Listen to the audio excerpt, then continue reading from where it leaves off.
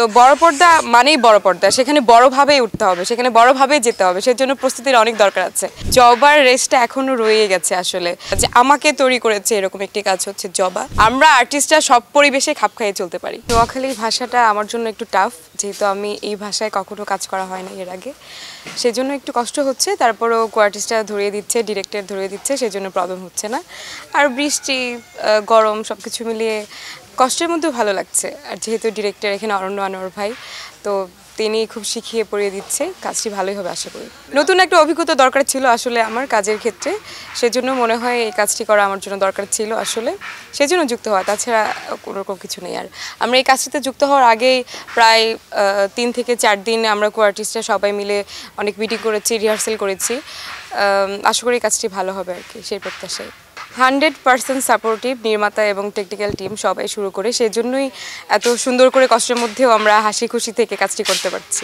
আমরা তো সবসময় বরাবরই মতোই প্রত্যেকটি কাজের আগে 100% আশাবাদী থাকি, তারপর কাজের ফলাফল সেটা আসলে দর্শকরা বিচার করবে, তো সেটা দর্শকের উপর ছেড়ে দিলে মনে হয় বেটার হয়। নিজের কাছে খুবই ভালো লাগছে, নতুন অভিজ্ঞতা, তো বরাবরের জন্য খুবই ভালো লাগছে। প্রচুর নাটক দেখেছি, নোয়াখালী ভাষায় যে নাটকগুলো রয়েছে প্রচুর দেখেছি, ট্রাই করছি আর কি। আশা করি সামনের লট থেকে বা 2-1 দিন পর থেকে হয়ে যাবে আর কি, আয়ত্তে চলে আসবে।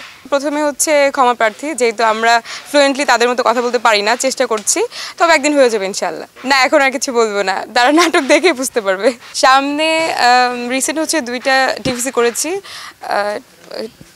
বিআরবি কেবলের, আর একটা হচ্ছে শাহজাদা মেহেদী টিভিসি, তো আপনারা দেখেছেন, তো তারই আরেকটা টিভিসি করেছি, ওটা সামনে আসছে। আর তাছাড়া ধারাবাহিক নাটক তো আছেই, শাদি মোবারক আসছে মাছরাঙা টেলিভিশনে, বিশ্বাস বনাম সর্দার আসছে সকাল আহমেদের, ফাঁকে ফাঁকে এমনিতেই হচ্ছে সিকেল নাটক তো করা হচ্ছে। জবার রেসটা এখনও রয়ে গেছে আসলে, সেজন্য মনে হয় দীপ্ত টিভিতে আরেকটি ধারাবাহিক নাটকের কথা চলছে আর কি, আরেকটি কাজ আসছে এরকম। প্রচুর প্রচুর, যদি আমি মনে করি এখন পর্যন্ত আমার টার্নিং পয়েন্ট যদি ধরি, বা আমার কাজের বাকি লিস্টে যদি ধরি যে সবচাইতে ভালো কাজ বা সবচাইতে জনপ্রিয় কাজ আমাকে তৈরি করেছে এরকম একটি কাজ হচ্ছে জবা। তো জবা আমার এ পর্যন্ত আসার পুরো জার্নিটাই আমার টার্নিং পয়েন্ট হিসেবে ধরা যায় আমার ক্ষেত্রে আর কি।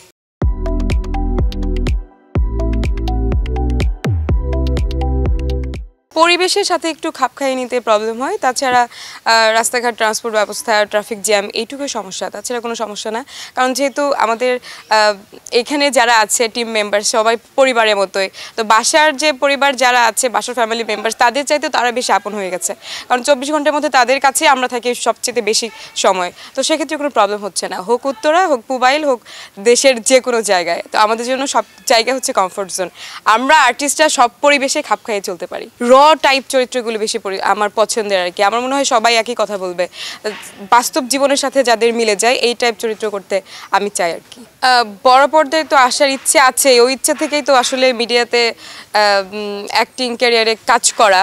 তো বড় পর্দা মানেই বড় পর্দা, সেখানে বড়ভাবেই উঠতে হবে, সেখানে বড়ভাবেই যেতে হবে, সেজন্য প্রস্তুতির অনেক দরকার আছে। শুধু যে আমি প্রস্তুতি নিয়ে যেতে পারবো তা না, এখন যারা আমাকে নিয়ে কাজ করবে তাদের থেকেও আসতে হবে আসলে অফারটা। তো সেই সুযোগটা হয়তো পাচ্ছি না, বা তারা হয়তো মনে করছে না, বা ওই রকম জায়গা হয়তো আমি পৌঁছতে পারছি না, প্রতিভা থাকা সত্ত্বেও প্ল্যাটফর্মের জন্য হয়তো পৌঁছতে পারছি না। তবে আশা করি হয়ে যাবে যদি কিনা মিডিয়ার প্ল্যাটফর্মে থাকি আর কি।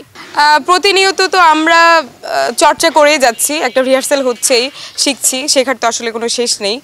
তো শিখতে শিখতে আমার মনে হয় আরেকটু সময় লাগবে, আর নিজেকে আরেকটু প্রিপারেশন মানে তৈরি করতে আর কি। এটা বলা খুবই টাফ।